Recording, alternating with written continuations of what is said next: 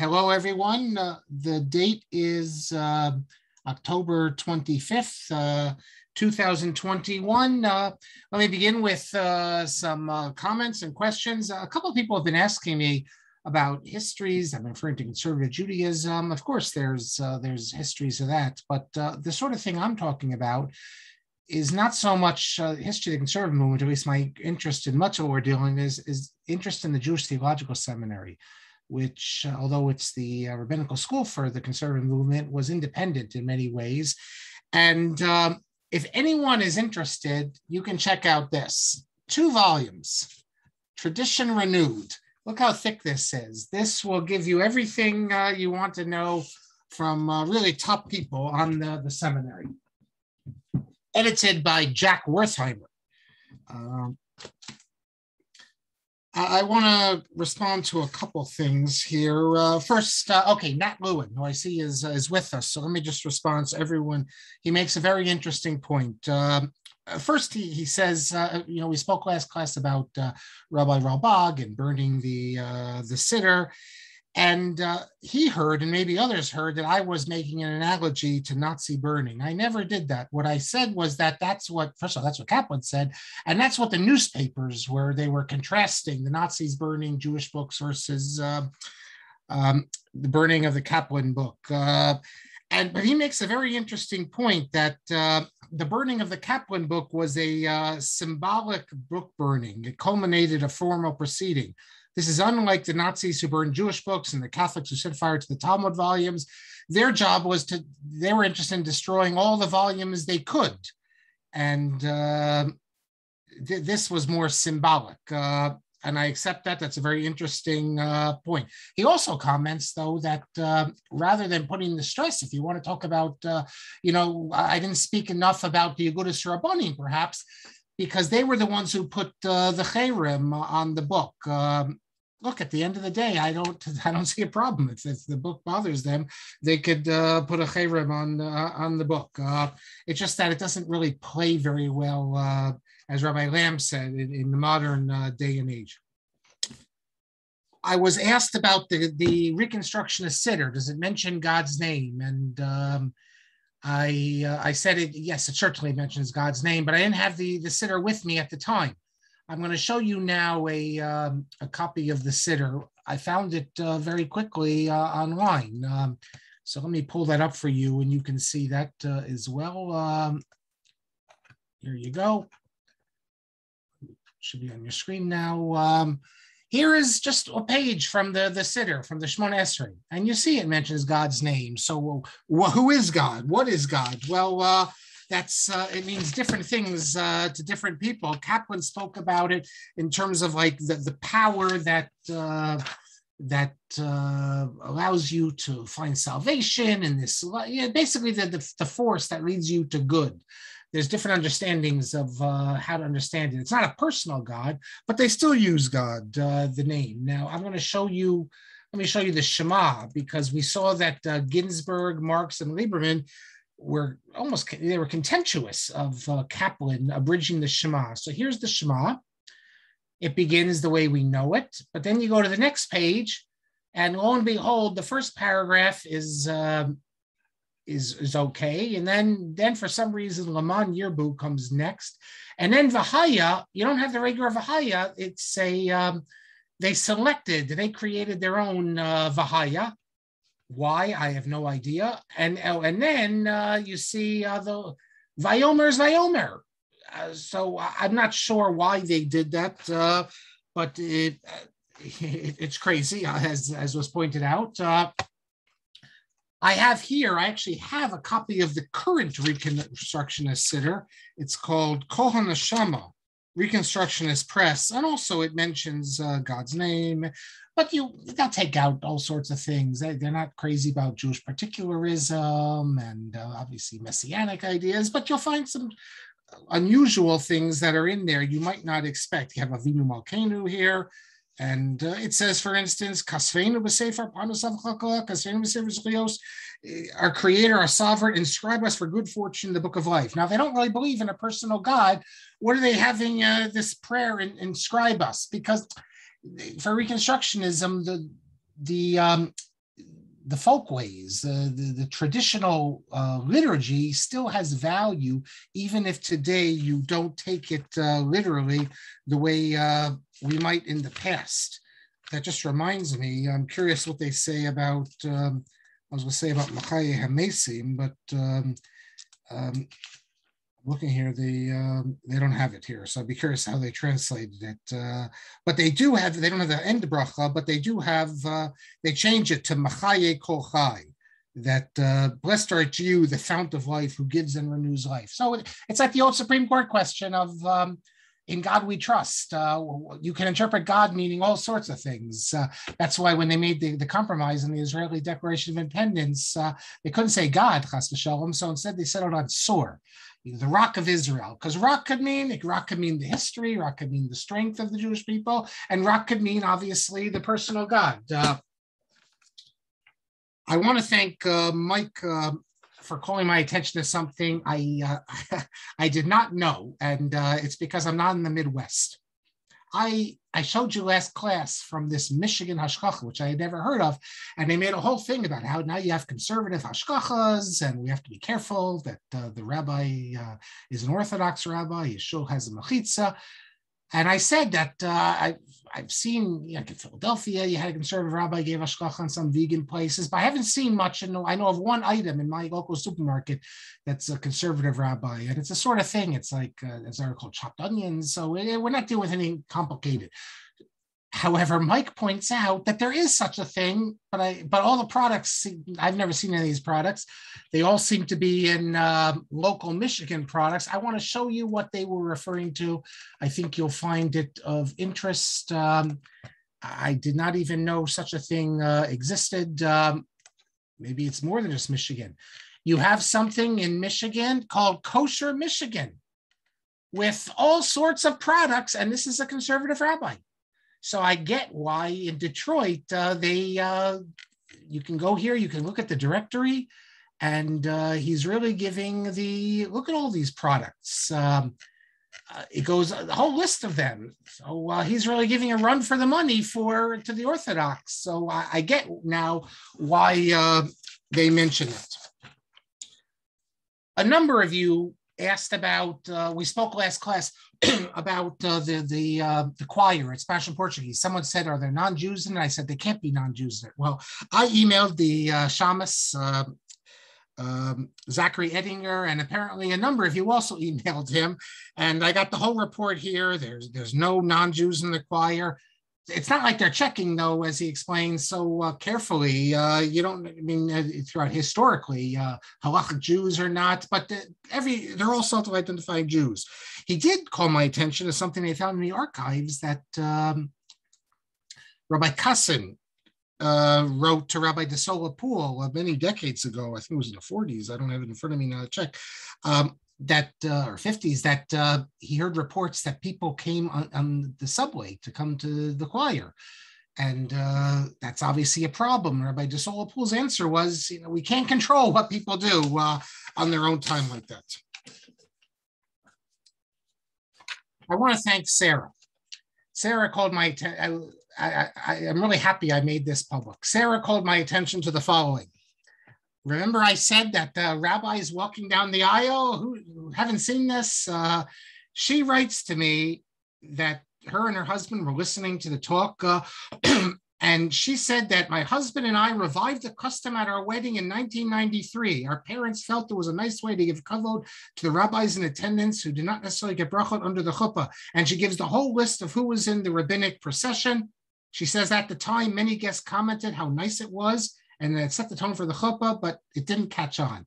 So here you have Dr. Lamb, Rabbi Lamb. On the left, you have Rabbi Max Schreier, and in the middle, that's Rabbi Yecheskel Besser. And there were others who walked down the aisle. She says Rabbi Rucham Olshin from the Lakewood Yeshiva, Rabbi Moshe Teitelbaum. So I don't know, we're going to bring this custom back, but thank you very much, Sarah, for that. I looked up in the Masoras Moshe, Rav Moshe Feinstein, what he said about Rav Tzair. Actually, before I do that, I want to share in the comments here, anyone who's interested in watching the Chazon Ish talk that we spoke about of me in it. It's in the comments. I looked up in Masoras Moshe. I wasn't exact in my memory. The story is as follows. It says, this is in Masoras Moshe, volume 1, page 574, that he met Rav Tza'ir, and Rav Tza'ir told Rav Moshe that he's also a rabbi, but a little bit from the Sitra Achra, from the other side. And Rav Moshe replied, if you yourself know that you're from the Sitra Achra, why don't you be Chozer B'tshuva? I didn't, what I said last class was that he gave excuses. According to this source, he doesn't give excuses. In this, the way I said that it's too difficult, he doesn't say anything. But then the story is repeated in Masoras Moshe, volume 2, page 490. And here he says that Rav Tza'ir, after Rav Moshe said, why don't you do tshuva? He replied, or why he says, that, what are you doing? You're on the wrong side. He said that, well, I can be makar of them, things like that. And Rav Moshe replies to him that I don't think you're going to be makar of them. I'm afraid they're going to be makar of you. And we know that's what happened. I have 2 more things to share with you.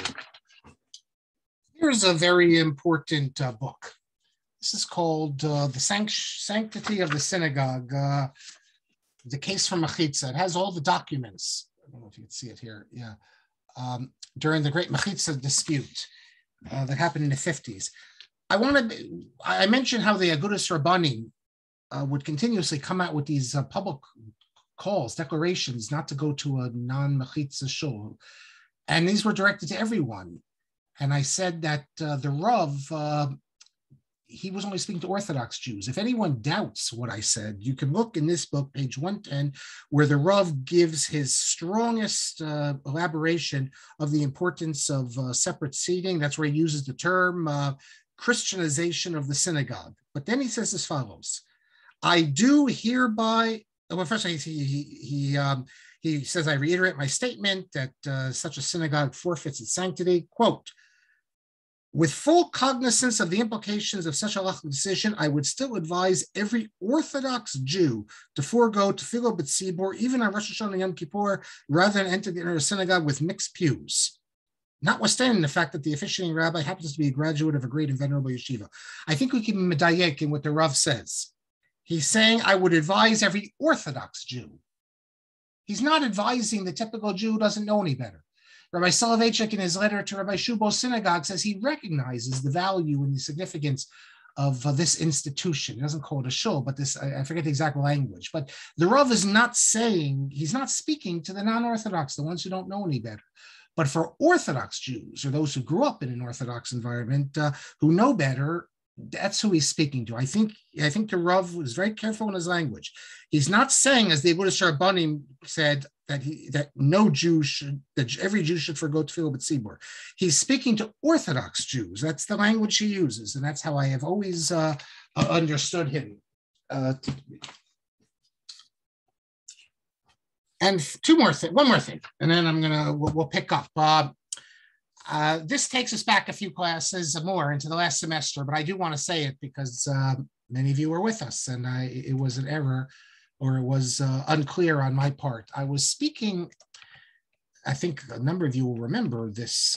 I was speaking about this crazy document I found I got from the archives from, it was copied, it was originally handwritten by this Aryeh Weissfish during the time when there's a fear that the Germans were going to actually enter the land of Israel. And it's writing to the Arabs saying that we, like Neturei Karta types, we have nothing to do with politics, and we're just quiet Jews, and basically protect us, don't let us be killed, that sort of thing.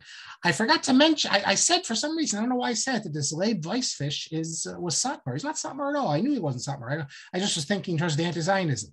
Those who are interested can read all about Leib Weissfish. You can see him online. You can read about him on Wikipedia. He was a big Neturei Karta person, also an expert in Nietzsche. Can you believe that? Neturei Karta and Nietzsche joined together. With that, we pick up where we left off, and I want to, let me get my materials here. We got some really fascinating stuff today. Before I start, Asher Reimer wants me to clarify one more time, what's the difference? We're speaking about Lieberman, his Talmudic studies. And we're going to come back to that. We haven't even spoken about that. And I kept saying that what he does is lower criticism, not higher criticism. So what is lower criticism? So again, lower criticism is textual criticism, that this is a mistake in the text. It should read something else. And Lieberman does that. And of course, Lieberman, which he sees as an absolute essential element of pshat, of explaining the pshat. Higher criticism is looking at sources. So he's speaking higher criticism of the Pentateuch. This source comes from here, that source comes from there. You're also interested in also the assumptions. So what led the writers, what was at their disposal that they came to this conclusion versus that conclusion. Basically, you're rewriting our understanding of the whole conceptual basis of the halachot. Lieberman didn't do anything like that. The end of last class, the last thing we did was Lieberman, an open letter to Lieberman from Agudas Rabbanim, demanding, how can you remain at the seminary when none other than Mordechai Kaplan's there? He's been put in Cherem. Lieberman writes back to them. This is where we ended. So right before the publication, I published this volume. This is the reprint, Kisvei Rabbi Yaakov Weinberg, Volume 2. Shortly before the publication of this volume, I made an amazing discovery. I spend a lot of time in archives. Many of you probably know that. I've been fortunate to discover things. Archives, I think, they're a bit, if I can paraphrase Forrest Gump, archives are like a box of chocolates. You never know what you're going to get. And it's true, because you'll see archives, many archives today are online, so you can sit at your desk. Israel State Archives, I sit at my desk every other day. I try to go through some of them. But even before that, I traveled all over the world, to Europe, and obviously to Israel, and many different libraries, to individuals' homes, where they let me, all sorts of stuff. And often when I go to libraries, you'd see archives, and they look very promising because it's a figure you know that had interesting correspondence, and you get there, and it's disappointing. You have to assume that the good stuff was thrown out. And other times, you just look at things where you don't expect anything, and you find you hit gold, pay dirt. Such an example happened to me with the archives of this individual. We show you on a screen. I bet some of the people listening to us right now were Talmidim of this individual.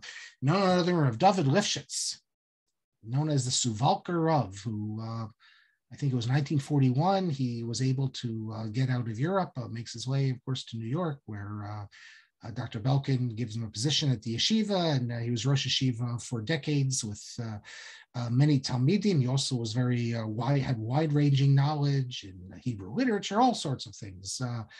Very interesting. And he's the father-in-law, by the way, of two also interesting individuals, Rabbi Nosson Kamenetsky, Zecher Tzadik Livracha, and Dr. Chaim Waxman. So Professor Chaim Waxman, sociologist at Rutgers, now living in Israel. Professor Waxman told me that they donated the archives of his father-in-law to Yeshiva University. And I didn't think there'd be much in there of interest to me.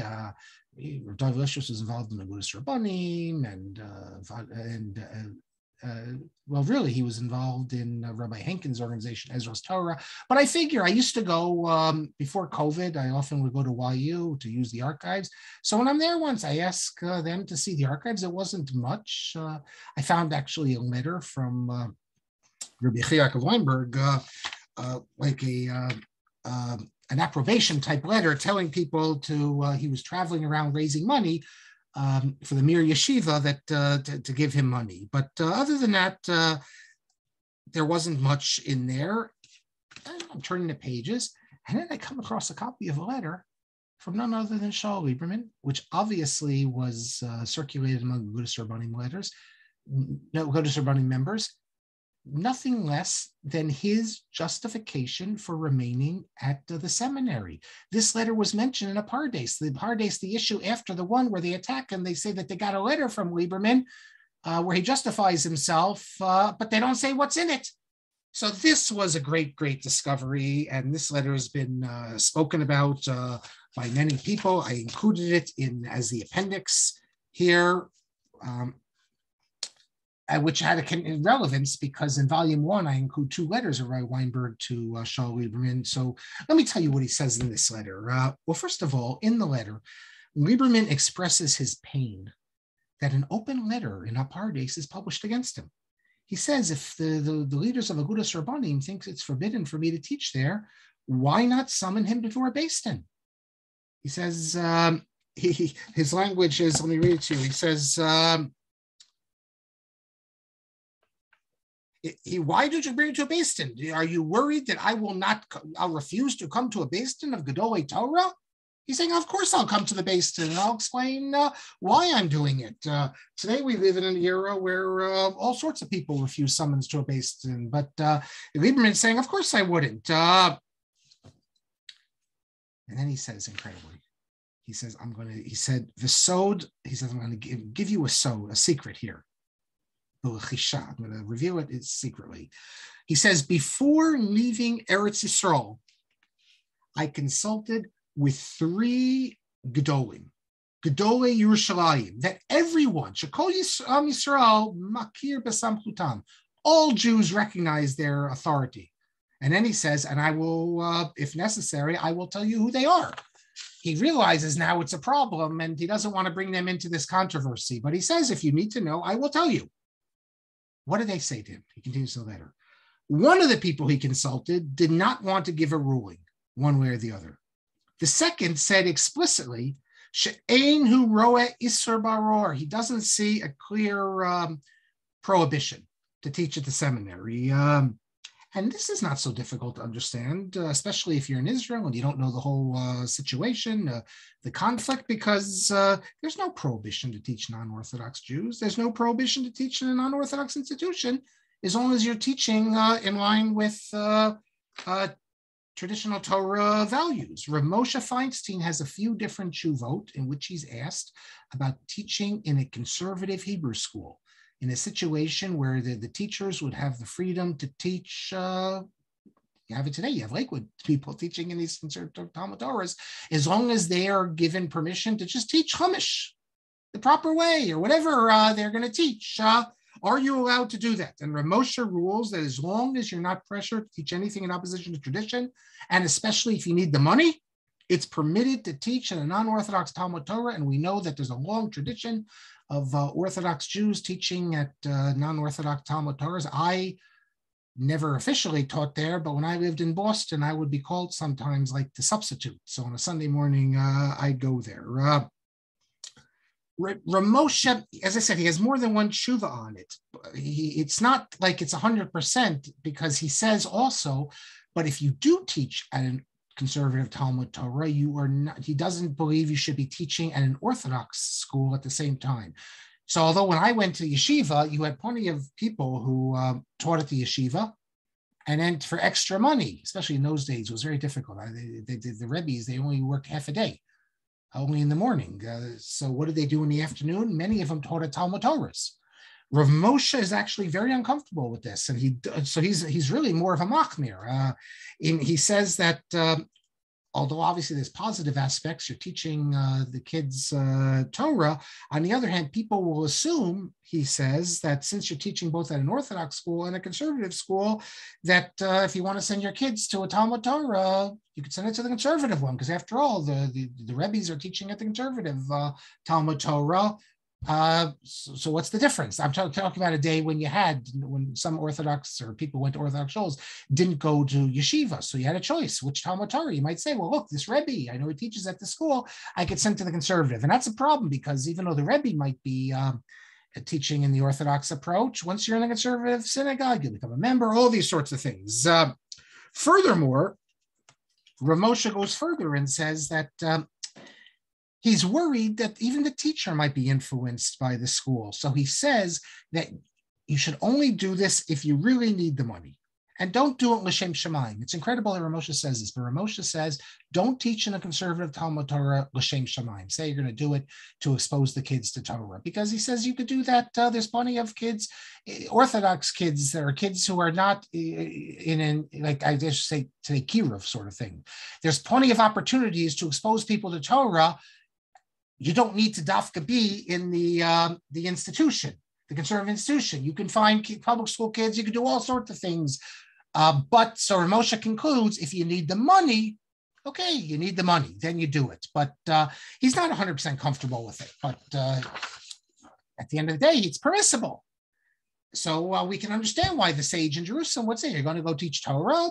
Okay, you're teaching Torah. You're not teaching anything in opposition to Torah. And the Shlishi, the third, said to him, listen to this, Atacha ish, you're the man, go and be successful. So not grudging acceptance or neutral, but actually encouraging him.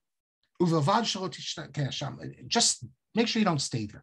Go there for a few years, you teach them, and then you come back. Very interesting. So I'll return to this later in a second. But who were these three sages? That's obviously the question everyone's going to want to know. One must certainly have been Rav Herzog. Rav Yitzhak Herzog, chief rabbi, the closest friend, Lieberman's closest friend, Rabbi, I should say, Rabbi Herzog's family says Lieberman was Rav Herzog's closest friend. Rabbi Saul Lieberman led the efforts to make him chief rabbi. Rav Herzog was the honorary president of the Harry Fischel Institute. Obviously, Lieberman is not coming to New York. He's not leaving the Fischel Institute without consulting with Rav Herzog, who's the president of it.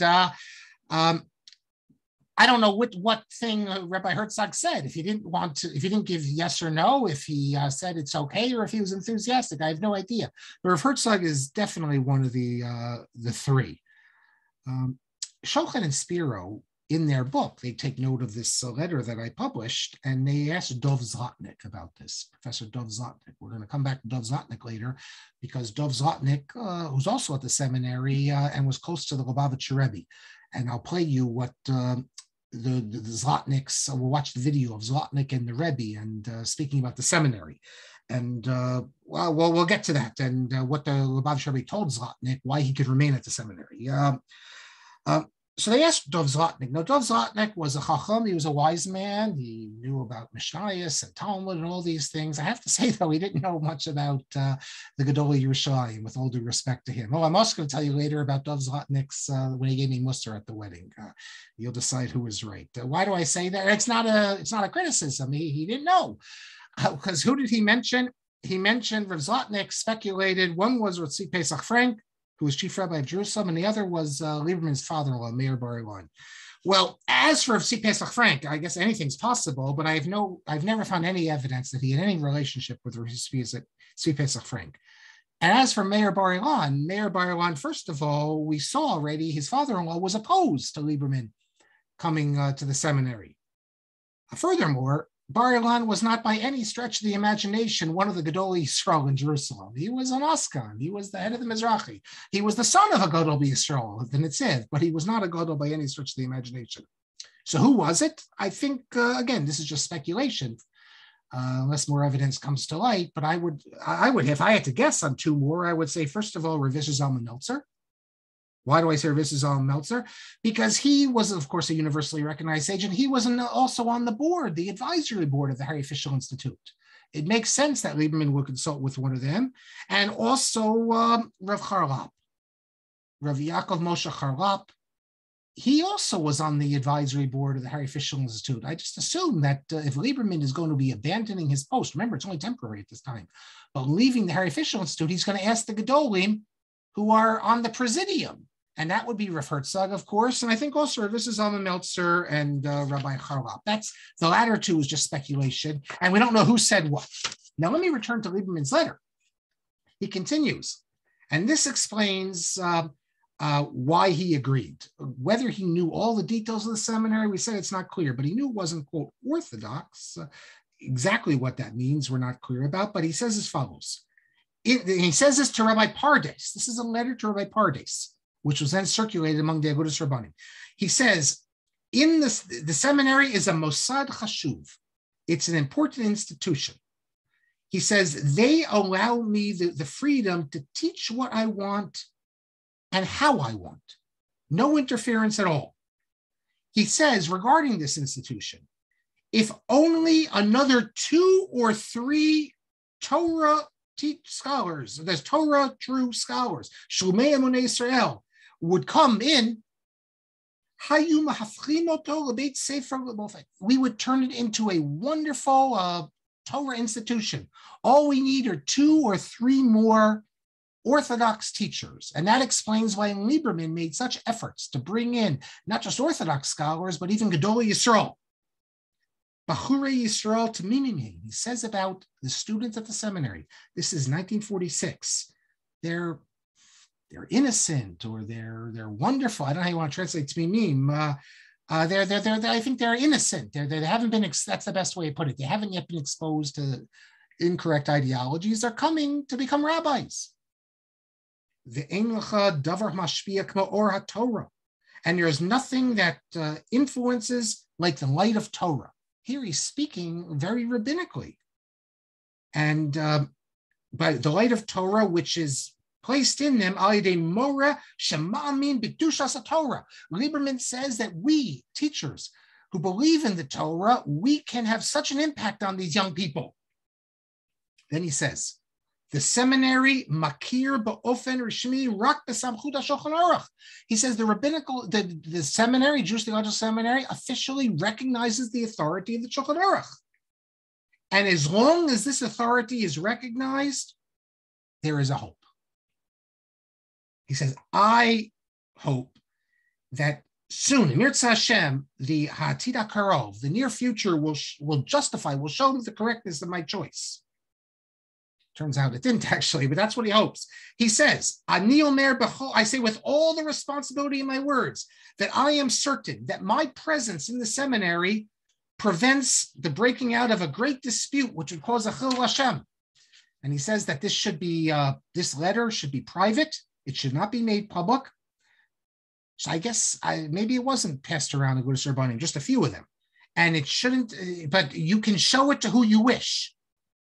In order to prevent a chil Hashem, I request of you to publicize that you received a private letter, which I try to justify my joining the seminary's faculty. And that's exactly what Rabbi Pardes did. He published a little piece saying that Lieberman justified himself. Why does it need to be private? Shapiro and Shochet suggests that Lieberman didn't want to discuss publicly, this is sensitive, this matter of JTS and the Orthodox perception. I give a different perspective. In my note to this, I think it's probably more likely that Lieberman is working at the seminary, but he doesn't want the people in charge, just the members of the board, maybe in Finkelstein, to know that even though he's working at the seminary, he still feels like he's under the authority of the Gedolei Yisrael. That's what I think it is. But whatever the reason was, although this letter of Lieberman probably allayed some of the suspicion and anger directed against him, it was only temporary.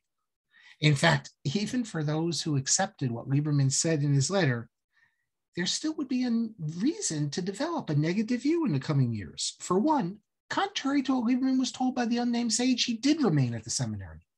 He was supposed to go there temporarily, he was told by this rabbi, and Lieberman thought he was going to be temporarily, but he remains there permanently. Second, the permission given to him by the Gedolim, at least 2 of the 3, the other one didn't want to rule one way or the other, was to teach at the seminary. Precisely that, to teach. Yet in 1949, Lieberman becomes dean of the rabbinical school. In other words, his imprimatur and prestige are now behind every rabbi produced by the seminary. And he's one of the people signing the smicha. In 1959, he becomes rector of the seminary. And one of the responsibilities is, quote, guiding the general religious policy of the institution.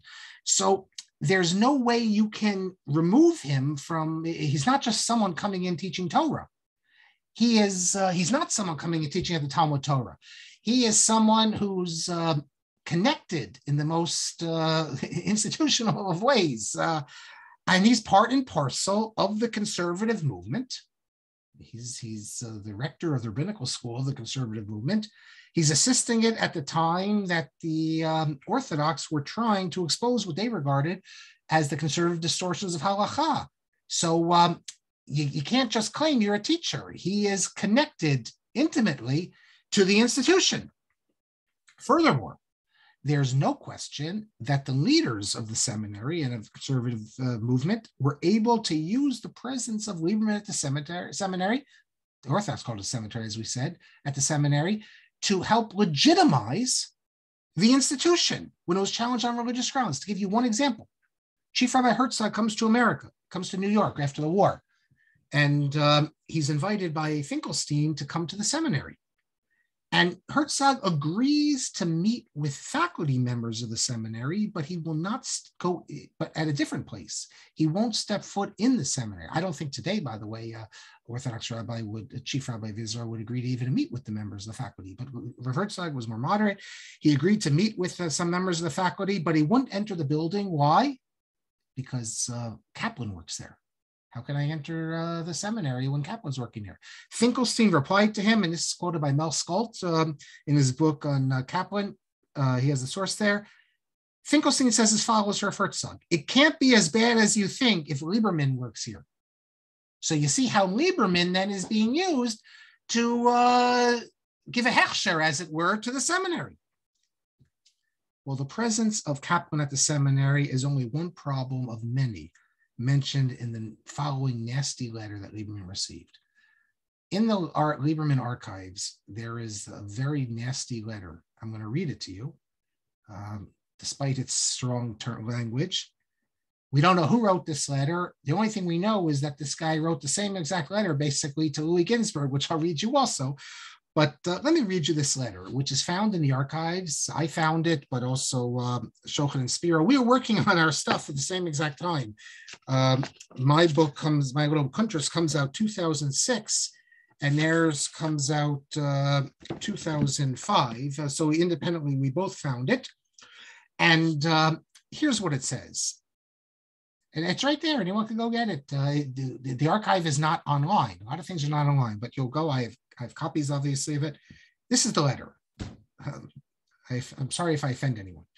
Dear Sir, to Lieberman. And Lieberman saved this letter. He didn't throw it out. I think if I received this letter, I'd probably toss it in the trash. But he saved it. Dear Sir, for the sake of Parnassah, I have to read like an Ashkenazi. For the sake of Parnassah and glory, you have sold yourself to the Sitra Achra. Remember, that's what Rav Seir said about himself. Do you not know that you are lending prestige to Mordechai Kaplan, Yamach Shemo, and to the other Kofrim at the seminary, as well as to the graduates who are almost in every case Meguche Ta'ar, that is shaved with a razor, and Boale Nida? The United States has many rabbinical schools where honest young men are studying Torah and developing into Talmidei Chachamim. Is your presence at the seminary necessary for the spreading of the Torah? Or is the glamour of being a professor among Amei Haaretz with a comfortable salary so powerful that even Saul Lieberman is not man enough to withstand it? Do not withstand yourself. Do not deceive yourself that you will change the seminary. You will be influenced by them, and you will be separated from the klal of Talmidei Chachamim who have not sold themselves to Parnassah. Oila Russia v'oila Shcheno. Woe to the wicked one and one to his neighbor. And you, Lieberman, are the neighbor of the wicked ones. Better to be a poor rabbi in a little synagogue than a professor who produces rabbis chotim umachtim et harabim, ones who sinners and cause others to sin. There is yet time to repent. Yours truly, a friend. Now, it doesn't have a date on it, but this is from the 40s. And this letter, as soon as I read this letter, it reminded me of something. Louis Ginsburg's son, Eli Ginsburg, in his book on his father, A Keeper of the Law, cites a letter. It's almost identical. A letter that from the summer of 1948. So that could have been exactly when there was, this guy might have sent two letters the same day in the mail, one to Lieberman, one to Ginsburg. Listen to the letter to Ginsburg.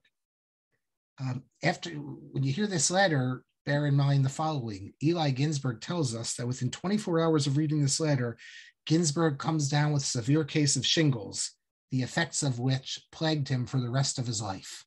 But here's the letter. It's obvious the same person wrote it. Levi of Neustadt. Ginsburg is from Kovno, but then later on finally moves to Neustadt, which is in Lithuania near Germany. Your life has been a failure. Not only have you made the Torah a kardom lachporba, that means to dig with it, something to benefit, and you glory in the designation of professor of Talmud and great authority in halacha, when you know that there are scores of men superior to you in Talmud in this city. Not only have you helped produce rabbis who are in almost every single case, boale nidot and chotim and machtim et harabim. That's the exact same language we saw in the Lieberman letter.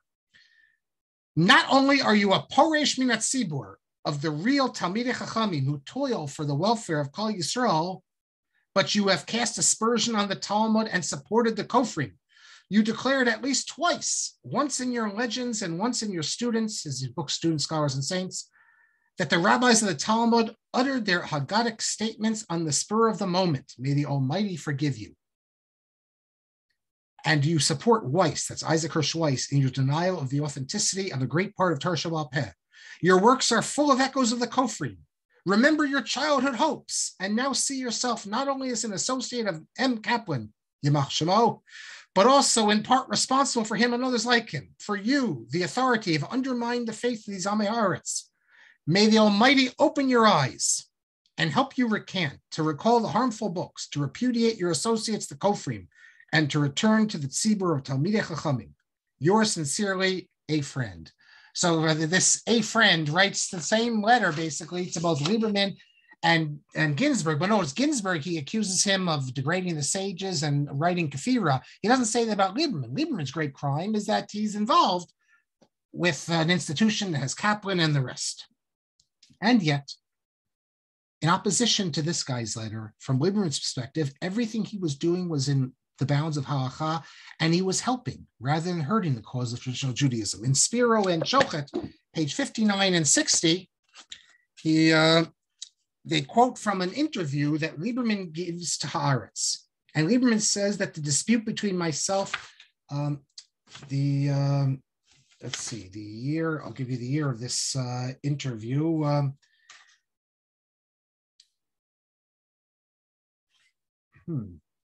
I don't see where they give the year here, but he says as follows, from the 50s, no doubt. The dispute between myself and the Orthodox rabbis is a long-standing affair. He says there's never been personal slander. He says, I understand them.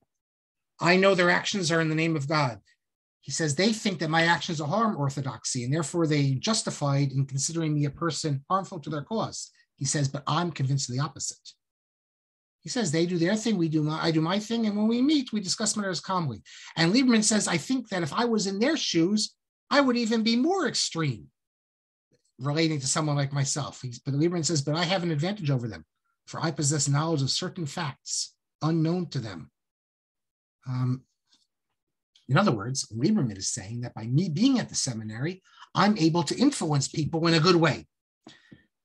Although, as mentioned, and not only influence people, prevent conservative Judaism from going too far to the left. He sees what he's doing as a holy action. And Lieberman, I'll read you sections of letters later, how he always regarded himself as an Orthodox Jew. We will also get into David Lincoln's dispute with me, where David Lincoln says we must categorize Lieberman as a conservative Jew. We'll see how he writes a whole lengthy article against my understanding in my little booklet. We'll get to my response to Lincoln in a future class.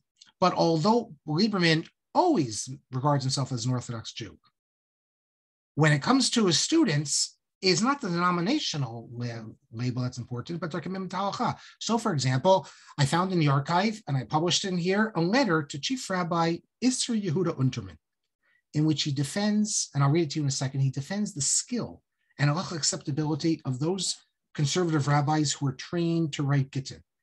He, in his letter, he speaks about how we're training these rabbis, and they're just as good as the Orthodox rabbis. They are very careful, and he says that he gives an example of one in particular. I never had the pleasure of knowing this person, but Rabbi Israel Silverman. There are probably people listening to us who know about him. Here's a picture of him I found online. He dies in, let's say, 2003. Lo and behold, I don't know what this book is. I can't make it out, but there's a picture of a Moshe.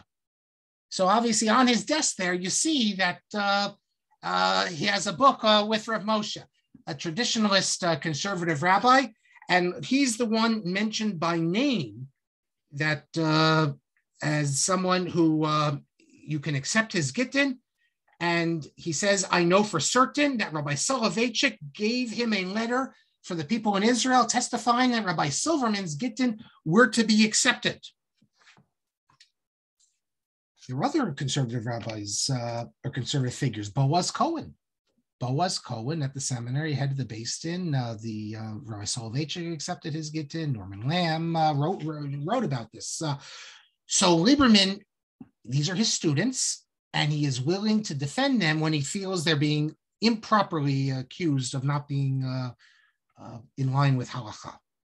In fact, in one case, and in only one case, it does seem that Lieberman is so frustrated with the Orthodox that he seems to identify with the conservatives. This is only one case. The rest of the time, and he's explicit that he's not conservative. He's teaching there. But in one case, it does seem to cross over. And I get it. I understand why he was so upset. Louis Epstein, he always regarded himself as a traditional, what we would call today, Orthodox Jew. But when the rabbis rejected his approach to the Aguna problem, that's when he said, well, I can't be in this community because I feel that they're not properly dealing with these matters. Lieberman never went that far. That is, he never remained in that, but it does seem he crosses into it for a second. Let me just give you an example, because now we're going to move to discuss the Lieberman Ketubah, which created so much controversy. I will say that for those who want to learn more, you can Google. You can Google the name of Tara Kelman, Orthodox Lieberman cause, and you'll find this honors paper written by Tara Kelman, who is a teacher on Torah in Motion, and obviously the daughter of Rabbi Kelman, for those who know, and you can read all about the Orthodox objections to the Lieberman cause. But let's talk about the Lieberman cause, what it is. Well, before we get to that, let me go forward a bit and read you what, during the midst of this dispute, when the Lieberman cause was being attacked, and Lieberman thought that all of the attacks were not based on halakha, but based on political reasons, that we can't give any authority to people in the other camp, he says as follows, and this is as close as he ever gets to, planting his tent on the conservative side. Quote, and this is reported in the Proceedings of the Rabbinical Assembly, I saw that some of you were accused of being frightened by the Orthodox rabbis. I want to tell you that I'm not frightened by them at all. So already just that sentence, you see that the Orthodox rabbi is over here and I'm over here with you. I want to tell you, therefore, to give you a point of information. In truth, they were frightened, and I want you to know why they were frightened. They weren't afraid that the Beis Din, that is the Beis Din it was a joint Beis Din of the seminary and the Rabbinical Assembly, would issue some takanot. No, not at all. They were afraid that the Beis Din will issue takanot in accordance with halakha. As a matter of fact, one of the very important members of the Orthodox rabbis said in so many words, if this Beis Din of the Rabbinical Seminary will issue a takana, this takana will be a kilkul, be a negative thing. It will be a great misfortune because they will get authority, and that's the reason they oppose this. Many of them think that the Beis Din will begin to move in this line. The movement can become strong and will affect them. So here you see Lieberman explaining to the conservative rabbis why the Orthodox rabbis are opposed to them for political reasons. And he does sound as if his foot is in their camp. But this is only temporary. You never again see him at all speaking like this, where he's setting the Orthodox off against the conservatives. As I said, he's always identifying with the Orthodox, although he's very proud of what he's doing at the seminary teaching there, thinks it's important work, and thinks there's no problem for an Orthodox person to teach at an institution where he's teaching Torah, even if he doesn't agree with everything in the institution. Much like I teach, you could say I teach at a Catholic university, perhaps, and I don't agree with everything taught in the Catholic university. So what's this Lieberman Ketubah all about? Well, Lieberman, the issue of the Aguna is, of course, one of long-standing, and we already saw the Epstein proposal, and we spoke about other things. However, the Agunas that Epstein and others were talking about were the classic Aguna. Husband disappears in the war. That's the issue. Or you had in the 19th century people I mentioned who would come to America and just disappear. And that's also an Aguna. And that was a problem also in the early 20th century as well. However, by the time you get to the 1950s, there's a different type of Aguna. And that's the aguna most of us know. It's very rare, unless you have a situation like the Twin Towers come down, where you have aguna, because the man went in there in the morning. We know he went in there, and then the building came down. Do we have proof he's no longer alive? The agunas that we all know about are this new type of aguna where we know where the man is. He hasn't disappeared. He just refuses to give a get. And what makes it so complicated is often that these people claim that who don't give a get, they don't have to give a get. Sometimes they might have a reliable rabbi telling it. Other times they can go, there's a rabbi up in Muncie. All the modern Orthodox who don't want to give get, they go to this rabbi in Muncie and they pay him off, and he'll issue a star declaring, you got to see what he says about Rabbi Saul Lieberman and the RCA and the other rabbis, the Agudas running rabbis.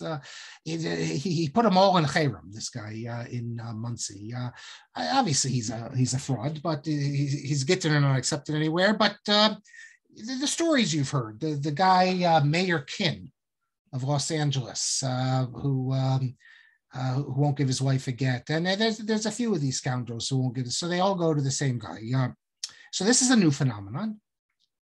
It used to be, because the reason it's a new phenomenon is because it used to be, unless you're a crazy guy, if you're going to get divorced, you want to get remarried. If you're religious, at least you're going to get remarried. But you don't need that anymore, because you go to Muncie and he'll give you, this guy Gestetner up there, he'll give you a ha-Rabbonim.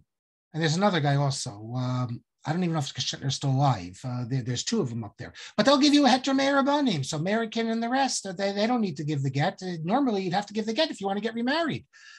No, you'll get a ha-Rabbonim. You take a second wife. What's the problem? So that's the aguna we have. And there's organizations, there's ORA, there's others. They try to put pressure on them sometimes. Look, it worked with the guy from Afghanistan, that last Jew in Afghanistan. He wouldn't give his wife a get. But when they got him out of Afghanistan, he agreed to do it. But this is a problem, obviously, because it really puts the Torah in a difficult situation, because Torah is a Torah of mercy, and it's all of it's pleasant. The Torah is pleasant. Obviously, we know that, and yet here we have a situation where by using the Torah, people are doing incredible cruelty. So in situations like that, we know that often there's ways that the system offers you ways of finding solutions. We found solutions for all sorts of things, everything from heter iska to selling chametz, not at the same level, of course, of keeping a woman on aguna. But so is there an approach? Is there a solution? Or we just have to throw up our hands and say that no, that she can never remarry? So this has been a big issue throughout that we could have a few classes just on the different proposals. You have the proposals from recognized Gedolei Yisrael also, Rav Shmuel Yitzhak Hillman, from Rav Zevin, from Rav Henkin. Lots of people try to get proposals. I'll talk a little bit today about the RCA's proposal, which appears to be maybe the best of the proposals and actually works. I say work because I'm told by people in the RCA, they claim that among people who've signed the RCA prenuptial agreement, and I'll explain how it differs from the Ketubah in a little bit, but there is not one case of an aguna from someone who signed the RCA prenuptial agreement. The problem is that you hear about these cases of agunas, it's often from the Haredi world. They oppose this. They don't believe in signing it. And that's the problem. So it could be that in at least the more modern world, and I say modern, I mean, Rav Asher Weiss is not what you call modern. Rav Zalman Nechemia Goldberg is not modern. Rav Yosef is not modern. Yet they gave their approbations also for the RCA prenuptial agreement. But let's get back to our story. We go a couple more minutes. Finkelstein turns to Lieberman in the 50s and says, we need to find an answer to the aguna problem. And it's not just because of the issues I just mentioned. The problem is that there's a lot of pressure in the conservative movement. You have radicals and liberals and radicals in the conservative movement that their attitude is, we'll just it's not a problem at all because we can just be mevatel retroactively be mevatel the kiddushin. We can just avoid the marriage, and that was going to be their solution. So here you have a woman, she's married, the husband refuses to give her a get. So their attitude was that the Rabbinic Assembly based in would just void the marriage and say, well, we have the authority. The rabbis give us the authority, and every marriage we know is done with the authority of the rabbis. So we will just make a decree that if you don't give your wife a get, we will void the marriage. This does move into Orthodox circles at the end of the 20th century through Rabbi Rachman's Beis Din, the beginning of the 20th century through the Rabbi Krause's Beis Din, and also even Rabbi Shmuel Kamenetsky. But these are all individual cases. You had people in the Rabbinical Assembly, their attitude is, we'll just, through a takana, we'll create, we have the authority, we won't need a get anymore. So Finkelstein is very worried about this. And there is a wonderful, wonderful article by a Benjamin Steiner. It appears a couple of years ago, 2017, and then I think it's in American Jewish Archives. It's called The Lieberman Clause Revisited. He has all the stuff on what led to it. He also focuses on the fact that it wasn't just about the Aguna issue. There was the notion of strengthening marriage, and there's all these other things he calls attention to. But I want to read you what Finkelstein writes to Lieberman in 52. Quote, "This is our last chance to deal with the problem of Jewish law effectively in this country. If we cannot find someone within our faculty group who will make the application of Jewish law his life's interest, nothing will prevent incompetent people from undertaking this responsibility." He's worried that the RA, Rabbinical Assembly, rabbis, are going to make radical moves. And from Finkelstein's perspective, we need the Talmud faculty, and you, Lieberman, the head of it, we need you to lead the way and keep the conservative movement in the fold, as it were. And that's going to be a big issue as we go forward. Who's really in charge here? Wait till you see about some of you. A lot of people probably think of the Lieberman clause. Well, the conservatives, that's the conservative approach. No, as we'll see, many conservative rabbis were completely opposed to the Lieberman Ketubah because they said, this sounds like orthodoxy. We're creating a fix here and that's not what conservative Jews. I'll read you a text from a conservative rabbi. He says, I left Yeshiva University because I didn't want this type of a Jewish law, this type of orthodoxy. But this is Torah, and Finkelstein was an adherent of Torah, and he wanted even obviously more liberal, of course, than the Orthodox, but they wanted it done in a halachically proper fashion. So what we will do next class is we'll get into this details. What was the Lieberman, the Ketubah of Lieberman? What did he propose to solve the Aguna problem? Why did the Orthodox oppose it so much? Was it only political, or was there a halachic argument? And I'll anticipate by saying there was a halachic argument. Norman Lamb, in one of his early articles, a detailed article, puts forth the halachic argument, although always in the background is the idea that this comes, and Lamb says it explicitly, that this is coming from the non-Orthodox institution, and that's something that can't be countenanced. And then we'll talk about a little bit, so how does this differ than the RCA? And what's the problem? And from there, we'll move on to, then I think we're gonna have to include after this, Lieberman is no longer persona grata in the Orthodox world, and we'll continue with our story. Next class, the big controversy broke out, and then I don't think next class, maybe the class after, we will return to his scholarship, and but we're in the 1950s now, which unfortunately for Lieberman and his relations with the Orthodox is not, it's not a good time, because that really is the break. Also, next class, I'll show you the actual Lieberman Ketubah. Also, the actual words we'll see, and we'll analyze it. Rabbi Kelman, when you were not with us, I think you had to leave for a little while, and what I did is I called attention to. I was here the whole time. Oh, okay. The whole time. You called attention to my daughter, and you didn't know that Israel Silverman's my uncle. That you didn't even know. You should have asked me beforehand. What? I didn't know who. Say again. Who's Israel Silverman is my uncle. Oh, I didn't know that. He married my father's sister. Oh, okay. So that's easy. Rabbi for many, many years in Hamilton, and he did all the gittin, and he was yes. You know. Well, I was happy to see that when you can just Google, they put it in Atara's paper. You can just Google it, and there it is. It's online. So anyone who's interested, you can get all the sources there. So let me take the questions. Rabbi Shuna says Kaplan got rid of Schar v'Onesh. Yeah, he got rid of a lot more than that. He got rid of a personal God. Yeshaya Leibovitz also gets rid of the Schar v'Onesh. And you have certain medievals who pretty much get rid of it in the way we think of it usually. But Kaplan did not believe in a personal God. So that's the way we think of it. So that's more even. William Gewirtz, perhaps the punishment by God was somewhat offensive. The second paragraph is entirely positive.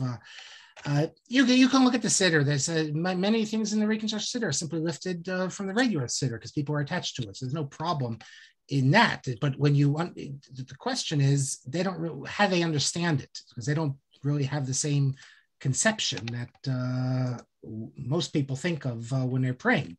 But we have other examples of this. So for instance, the Jains. The Jains are a group in India. They're atheists, but they pray. Many Buddhists pray, if you call that pray. Well, they meditate, I wouldn't say pray, but Jains actually pray. They don't believe in God. So what are you praying? So you can pray. You pray, it helps your inner peace, all these sorts of things. Nat Lewin says, Shemona said, remove mem, machaye mesim. Yeah, it's, I'll read it to you again. In my book, Changing the Immutable, I looked at how machaye mesim is translated in various siddurim. So for instance, in the conservative siddur, they don't translate it literally, but in the, I'm looking at the siddur here, the contemporary siddur of the Reconstructionists, and they say as follows. It's funny, I just found the Amida, but in the Amida I just saw, they cut it out. They call it Amida Katsara. But so let me find another Amida here. Yes, so if you look in, this is, I think, Shabbos morning, it's V'nem anatachayos kochai. Faithful are you in giving life to every living being. So hachayos kochai doesn't really mean, it refers to resurrection, but they, Baruch atah Hashem mechaye kochai. Blessed art you, not mechaye hamesim, who mechaye kochai means who gives and renews life. So the conservative siddur didn't do that. I mean, you can deny Tchias HaMesim literally, and you can understand it as identical to immortality. So Machai HaMesim will mean cause the dead to live, namely eternally. But that's not what they do there. Jay Yellen, now Rabbi Yaakov Yellen, the Sanctity of the Synagogue has recently been repented. Yes, it has. And look, there's a whole story. You have the Mount Clemens case. Yeah, you had the case of synagogue. He was very involved in it, Litvin, about what do? You have a synagogue. People gave money to it. It was an Orthodox synagogue, but then the membership decides to change it. They want to change it to a conservative synagogue. Can you argue that the money was given to an Orthodox synagogue, and therefore by changing it, you're breaking faith with the early donors? So it was a big court case. That's the reason why the Young Israel movement, they had this strange thing that the rights to the synagogue were actually given to the main office of Young Israel. They were very afraid of synagogues established as Orthodox then would become non-machitza synagogues, become conservative. And this way, they had the ultimate authority. This led, of course, to the disgrace at the end of the 20th century, beginning of the 21st. I can remember where Orthodox Young Israel synagogues were being threatened that if they did things in line with their post-scheme, that they could have the synagogue removed, taken away from them. And some of you are probably members of Young Israel, you know about how they had to clean house and everything, but I was in a synagogue in Syracuse where the rabbi, it's hard to be president, and not many people in a place, especially a small community like Syracuse. If you have anyone to volunteer to be a president, you're going to be happy to have it. So he asked Rav Gedalia Dov Schwartz, and Rav Gedalia Dov Schwartz told him that the woman could be the president. It's okay. That was his opinion. And the rabbi instituted this. And so what are they doing in the Young Israel office is threatening they're going to confiscate the shul and crazy stuff like that. I mean, it was insane. But the basis of it was because of years ago of the fear that it would go conservative. Ruth says, Rav Lishus is my cousin, Chaim Isaac Waxman's father-in-law. As I said, I one of my very good friends is a big Talmud of. He was in Rav David's shiur. I never went to YU, but he came. I remember when I was in BMT in 1985, Rav David came and he gave a shiur in Hebrew, Ashkenazic Hebrew, not Sephardic Hebrew, Ashkenazic Hebrew. Morris asks, what about the prohibition to teach students who are not appropriate? We'll get to that next class, because that's what Shalom Roth. He has a responsum explaining why what Lieberman is doing so bad, and he actually cites this this prohibition. So we'll get to that. Rabbi Shudnow says in Yerushalayim, I once questioned Rabbi Lieberman how the JTS Rabbinical School can have non-observant teachers. He answered that they are teaching technical subjects, but not actual Torah. They could teach homiletic, but it's iffy though, because I think Kaplan might have taught Mesilas Yesharim. So many of them did teach, but Kaplan, he didn't do that in rabbinical school though. He did it in Teachers Institute. So what's the difference in rabbinical school and the Teachers Institute? It's hard. Look, all I could say is that Rabbi Saul Lieberman, to his own mind at least, was able to justify it. At the very end, we'll see that the same issues that fell on Saul Lieberman fall on Rabbi Faur from the Syrian community, the exact same issues, and we'll see how they played out. Rabbi Hartman says, what about the Chazon Ish? I'm not sure what you mean. You mean asking the Chazon Ish? Well, the reason I didn't think so, it's a good, you think, I mean, that would be the logical, the thing, but I'll tell you why I didn't think so. Because in the letter, he says as follows. He consulted with Shlosha Gedolei Yerushalayim, with 3 sages of Jerusalem. The Chazon Ish didn't live in Jerusalem. It's hard to see how he couldn't have consulted with his cousin, but he doesn't mention that. Maybe his cousin told him, don't go, but that's not, I don't know. There is no correspondence with them that I could find between them once he comes to America. I don't know. Rabbi Shudnow says, I was present on Simplest Torah. Only men dance with Sifrei Torah. If Lieberman was asked to allow women to dance, he refused, saying, if women dance with the Torahs, they might as well sit together with men. Rabbi Shudnow, when we come to the end, the very end, and we deal with the creation and his bracha for the committee on halachic process, we'll talk about how Lieberman's conservative with a small c tendencies in so many of these areas. But in the end, it's a failure in the sense that he thought he would be able to keep it a certain way. And as long as Finkelstein was there, he could. Joel Roth records that there was a woman came to the JTS Minyan once, and she was wearing tefillin. This is how I recall the story. She was wearing tefillin, something which you could find even in some Orthodox minyanim. And Lieberman told Roth to go tell her, not to do it.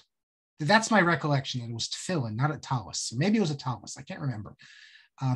And Roth says, Rebbe, is this halachically incorrect? That's what she's doing. And Lieberman says, I won't say it's halachically, but it's not aesthetic. In other words, it's not the proper thing to do in a show.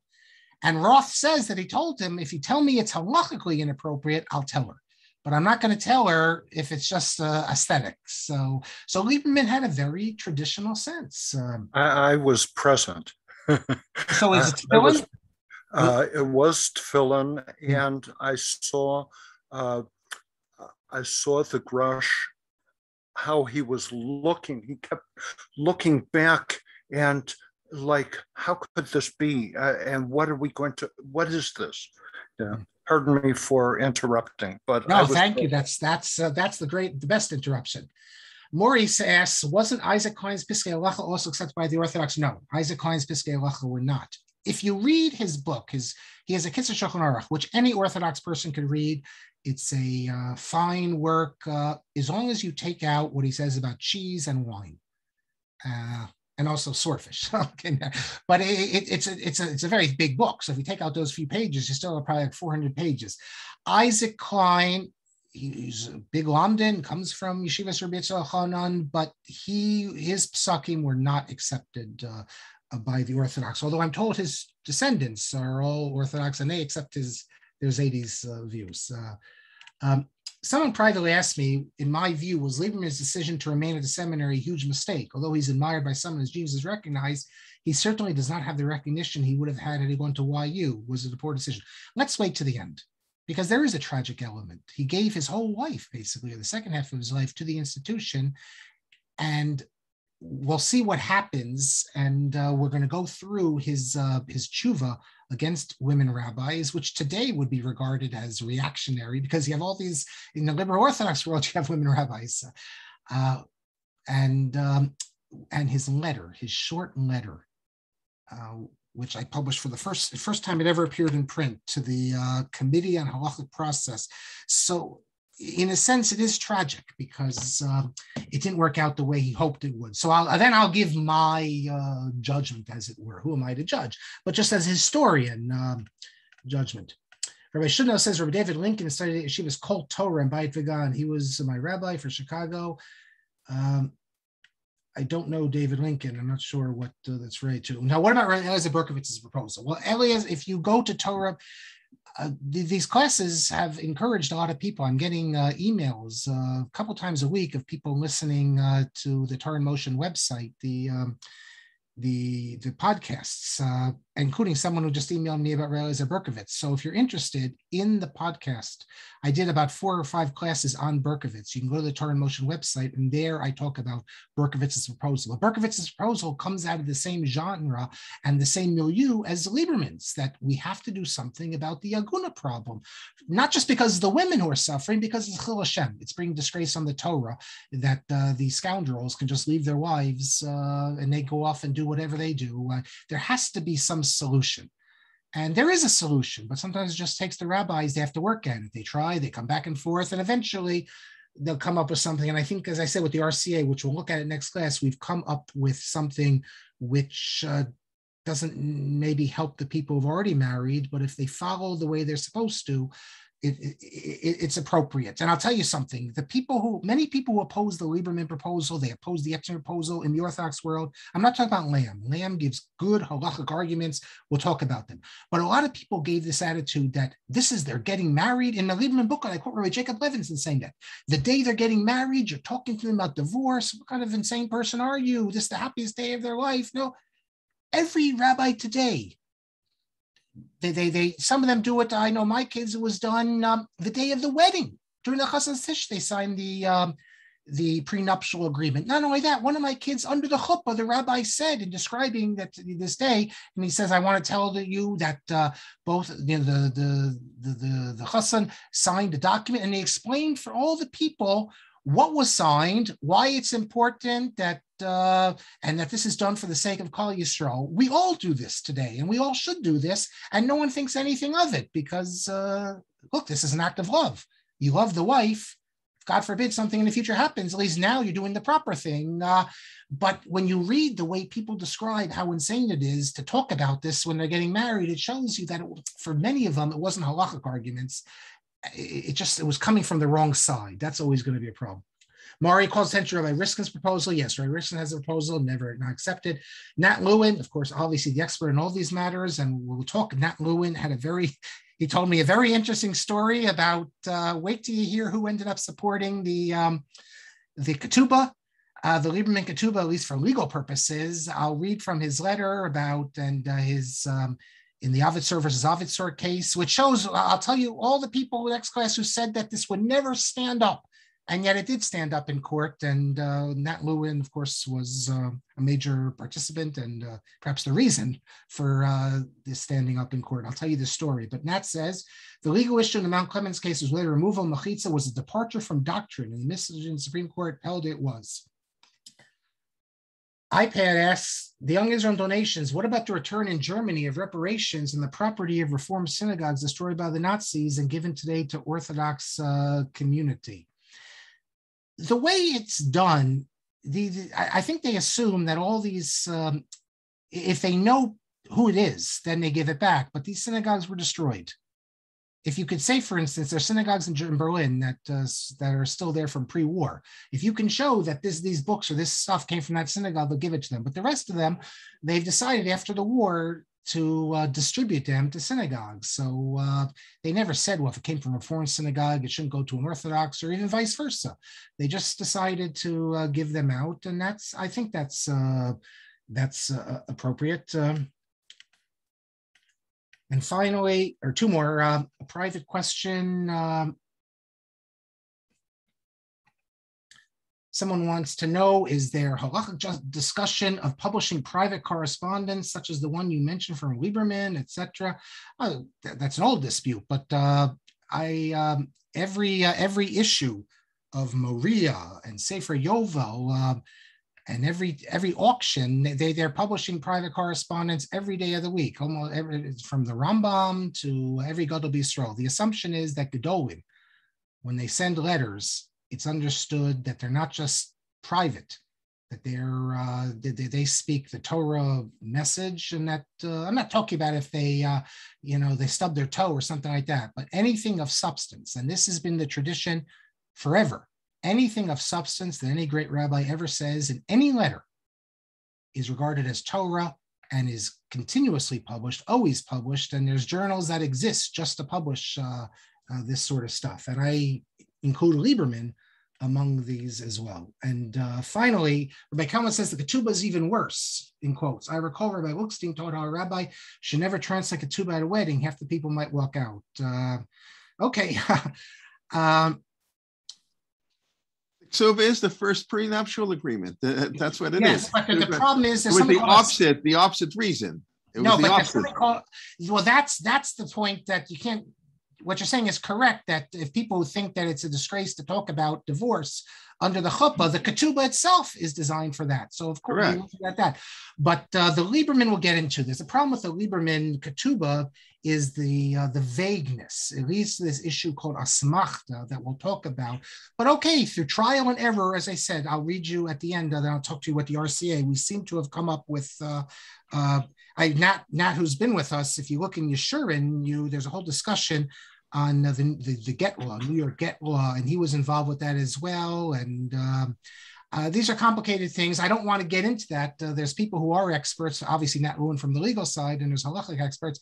I just want to focus on, and we'll do this next class, what Lieberman was trying to do with the ketubah and the larger issue, because this then becomes the another Orthodox conservative conflict, and it really marks the end. Lieberman refused to back down. And this marks the end of his really acceptance as an Orthodox authority. And ironically, as I'll tell you next class, the conservative movement changed the Lieberman Ketubah. So the one that you see today is actually not Lieberman's original Ketubah. But we've gone long enough. So Rabbi Kelman, take it away. Okay, thank you very much. Of course, on the private letter issue, Dr. Shapiro was the center of a big storm when he published a private correspondence between the Sri Aish and Shmuel Atlas, his good friend who was teaching at HUC. I'm sure many of you recall that from years back. And J.J. Schechter then wrote a whole piece on the truths of history. If not, it's highly recommended reading in tradition from, I don't know what Torah years. Modern Journal. Torah Modern Journal. How many years? We're going back probably 10, 12 years at least, no? Oh, more. Yeah, time flies. So that's, yes, and publishing private, but that's J.J. Schechter wrote like a 70-page article on that whole issue in response to Dr. Shapiro publishing those letters. Okay, thank you very much. We look forward to next week. And tomorrow morning, Rachel Sharansky-Danziger continues her series. We've got all our regular classes this week, all 9 classes, please God. And mentioned the Parshat HaShavua this week by Rivka Freundlich from Montreal. And we look forward to learning with you and your friends. And please let people know. Please pass along the good words. And absolutely go listen on YouTube, on audio. You can go on the program page, the Tim Torah page, and get hundreds, thousands really of past recordings. And often any comments, please let us know. And have a wonderful day. Good night. Laila Tov, everybody. We look forward to learning with you in the near future. Thank you very much.